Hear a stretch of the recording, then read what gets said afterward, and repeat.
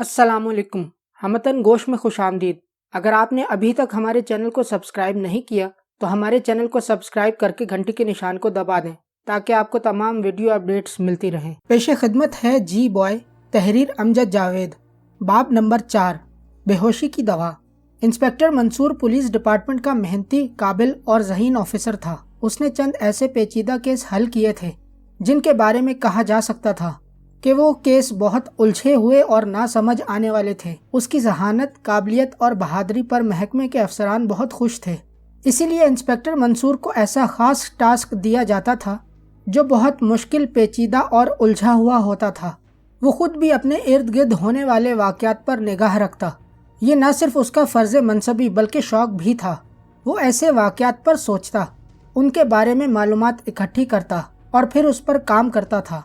वो जदीद तहकीक और जदीद साइंस के बारे में मालूमात को बहुत शौक़ से पढ़ता और इनमें दिलचस्पी भी रखता था।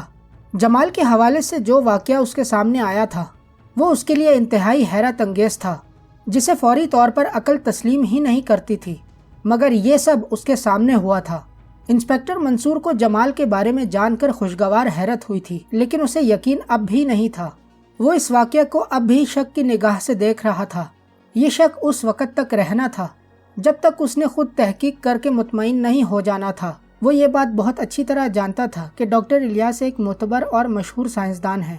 वो सोचता चला जा रहा था कि अगर डॉक्टर इलियास ऐसा तजर्बा करने में कामयाब हो गया है तो आइंदा आने वाले दिनों में कुछ भी हो सकता है। अगर खुदा न खास्ता जमाल में कोडिंग गलत हो गई तो क्या होगा? अगर दुश्मन उसे अपने मकासद में इस्तेमाल करने में कामयाब हो गए तो क्या होगा?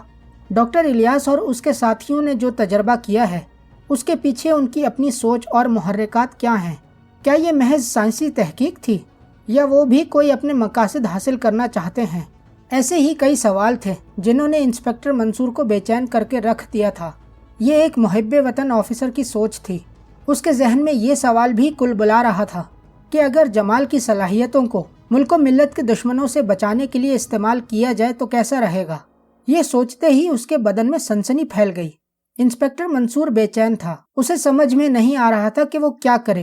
क्या उसे अपने डिपार्टमेंट को बता देना चाहिए या इसे अभी राज में ही रखना चाहिए? वो हैरत ज़दा था।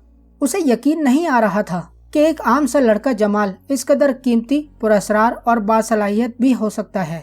उसने इस पर बहुत सोचा। फिर उसने ये राज खुद तक रखने का फैसला कर लिया। जब तक पूरी तरह तस्दीक नहीं हो जाती तब तक जमाल के बारे में राज रखना ही ज़रूरी था, वरना वो अपने महकमे को क्या सबूत देता कि जमाल क्या है। दूसरे दिन की सुबह वो अपने ऑफिस जाने के लिए तैयार हो गया था जब उसे डॉक्टर इलियास का फ़ोन आया। हाल अहवाल के बाद उन्होंने पूछा, इंस्पेक्टर, अगर आप ऑफिस जाते हुए मुझे मिलते हुए जाएं तो आपसे एक अहम बात करनी है। जी ज़रूर, मैं अभी थोड़ी देर में निकलूँगा और आपसे मिलते हुए ही जाऊँगा, इंस्पेक्टर मंसूर ने निहायत शाइस्तगी से कहा। मैं इंतज़ार कर रहा हूँ। ये कहकर उन्होंने फ़ोन बंद कर दिया। तकरीबन 1.5 घंटे बाद वो डॉक्टर इलियास की स्टडी में बैठा हुआ था। कुछ देर बाद डॉक्टर इलियास अपनी लैब से निकलकर आ गए। वो उन्हें देखकर खड़ा हो गया। मुसाफा करने के बाद दोनों आमने सामने बैठे तो डॉक्टर इलियास ने संजीदगी से कहा, इंस्पेक्टर मंसूर, मैं आपसे एक अहम मशवरा करना चाहता हूँ। जी बोले, उसने तजस्सुस से कहा। तो डॉक्टर इलियास ने अपना सेल फ़ोन निकाल कर उसके सामने करते हुए कहा, पहले आप ये वीडियो देख लें, फिर इसके बाद हम बात करते हैं। इंस्पेक्टर मंसूर ने सेल फोन लिया और उस पर वीडियो चला दी। डॉक्टर विलियम के लंदन वाले उस कमरे का मंजर था जहां वो अहम मीटिंग किया करता था। वहां पहले ही से एक सुर्ख चेहरे वाला शख्स बैठा हुआ था। कुछ ही देर बाद डॉक्टर विलियम वहां आ गया। सुर्ख चेहरे वाला शख्स उसे देखते हुए कुर्सी पर बराजमान रहा। वो उस वक्त तक डॉक्टर विलियम को देखता रहा जब तक कि वो सामने धरी कुर्सी पर न बैठ गया। चंद लम्हे तक उनके दरमियान खामोशी रही। विलियम ने सुर्ख चेहरे वाले को भरपूर निगाहों से देखा और फिर बारोब अंदाज में कहा, मार्टिन, मेरा ख्याल है हमें काम की बात कर लेनी चाहिए। बोलो, क्या चाहते हो? मार्टिन ने भारी आवाज़ में पूछा। मैं तुम्हारे माजी के बारे में जानता हूँ। तुमने मुश्किल तरीन टास्क पूरे किए हैं, लेकिन मैं जो टास्क तुम्हें देना चाहता हूँ ये मुश्किल तरीन हद से भी मुश्किल होगा। विलियम ने कहा तो सुर्ख चेहरे वाले मार्टिन ने लबों पर मुस्कुराहट लाते हुए कहा, तुम कुछ कहोगे भी या मुझे डराने की नाकाम कोशिश करते रहोगे? तभी विलियम ने उसकी बात का बुरा न मनाते हुए पुरसकून लहजे में कहा, एक लड़का अगवा करना है जो नाकाबिले यकीन सलाहियतों का मालिक है। उसके बारे में कुछ मजीद बताओगे? मार्टिन ने पहलू बदलते हुए संजीदगी से कहा। हाँ, पहले ये देखो, विलियम ने कहा और अपनी कुर्सी समेत घूम गया। कुछ लम्हों बाद स्क्रीन रोशन हो गई। वहाँ पर वही जैक के कैमरे से रिकॉर्ड शुदा मंजर चल रहे थे। मार्टिन गौर से वीडियो क्लिप देख रहा था। वो वीडियो क्लिप खत्म हो गया तो मार्टिन ने पुरजोश लहजे में कहा, इस लड़के को खुद नहीं मालूम कि उसमें क्या क्या सलाहियतें हैं। तुम ये बात कैसे कह सकते हो? विलियम ने चौंकते हुए कहा। जिस वक्त उसने खुद को छुड़ाने की कोशिश की तब, और फिर जब वो शख्स हवा में उछला तब। इन दोनों लम्हात में उस लड़के के चेहरे पर फैली हुई हैरत ये बता रही है। मार्टिन ने हंसते हुए कहा, इसे अगवा करना है, कर सकोगे? मेरे पसंद की रकम मुझे दो, मैं क्यों नहीं करूँगा? मार्टिन ने कारोबारी अंदाज में कहा। लेकिन एक शर्त है, विलियम ने दो टोक लहजे में कहा। तुम इसे जान से नहीं मारोगे। ये मर गया तो ये फिर हमारे किसी भी काम का नहीं रहेगा, बल्कि तुम्हारे इस अगवा में अगर वो मारा गया तो समझो तुमने हमारा बहुत बड़ा नुकसान कर दिया। हम तुम्हारे दुश्मन हो जाएंगे। विलियम ने संजीदगी से कहा। अगर ज़रूरत बढ़ गई तो? मार्टिन ने सर्द लहजे में पूछा। तो फिर तुम ये टास्क छोड़ देना, विलियम ने कहा तो मार्टिन यूं सर हिलाने लगा जैसे वो उसकी सारी बात समझ गया हो। तभी चंद लम्हे सोचकर उसने कहा, डन डन। विलियम ने कहा और उससे हाथ मिला लिया। इसके साथ ही वीडियो ख़त्म हो गई। इंस्पेक्टर मंसूर ने सर उठाकर डॉक्टर इलियास की तरफ देखा, जो बड़े तहम्मुल से उसकी तरफ देख रहे थे। उसने सेल फोन वापस करते हुए कहा, तो इसका मतलब है कि जमाल को अगवा किया जाएगा? बिल्कुल। ये वीडियो रात ही मुझे मेरे दोस्त डॉक्टर जेमसन ने मुझे भेजी है, और ये सुर्ख चेहरे वाला, उसका नाम मार्टिन है। ये एक आलमी दहशतगर्द तंजीम के साथ मुंसलिक है और बहुत दरिंदा सिफ्त आदमी है। आपने तो कहा था कि जमाल अपनी हिफाजत खुद कर सकता है। इंस्पेक्टर मंसूर ने अपने लहजे पर काबू रखते हुए कहा, बिल्कुल कर सकता है, लेकिन अभी उसे थोड़े एतमाद की ज़रूरत है। उसे नहीं मालूम कि इन आलमी दहशतगर्दों जैसे लोगों से कैसे निमटना है। डॉक्टर इलियास ने कदरे जज्बाती लहजे में कहा तो इंस्पेक्टर मंसूर खामोश हो गया। चंद लम्हों बाद उसने तजस्सुस से पूछा, सर आप क्या चाहते हैं? मुझे आपकी थोड़ी सी मदद दरकार है। ये मदद मैं आप ही से इसलिए मांग रहा हूँ कि आप जमाल के राज से वाकिफ हैं और अभी मैं इसे राज में ही रखना चाहता हूँ। सर आप बताएं तो सही, उसने कहा।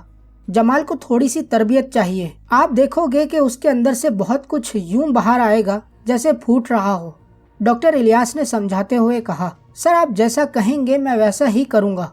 मैं आजकल एक अजीब से केस में फंसा हुआ हूँ। वो जैसे ही हल हो जाता है, मैं इस केस में अजीब क्या है मुझे बताओ, मैं आपकी मदद कर देता हूँ।